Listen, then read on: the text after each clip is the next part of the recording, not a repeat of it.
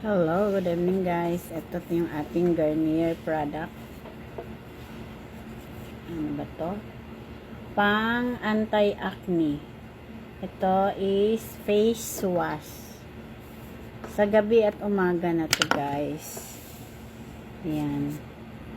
Ito muna. Tapos ito.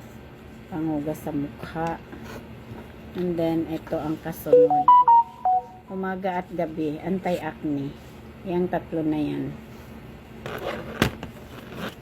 And then, ito naman kapag may melasma. Kagaya sa akin, ayan, naglighten siya.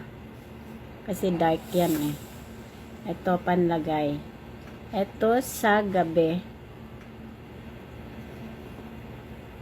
Ito muna, serum. And then, itong cream. Patuyuin nyo lang muna bago isunod yung cream. Mga 5 minutes. Ito naman sa umaga. Serum muna.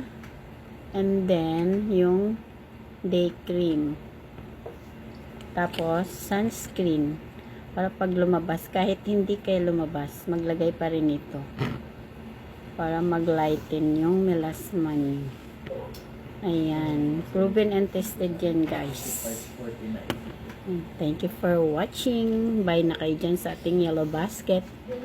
Bye-bye.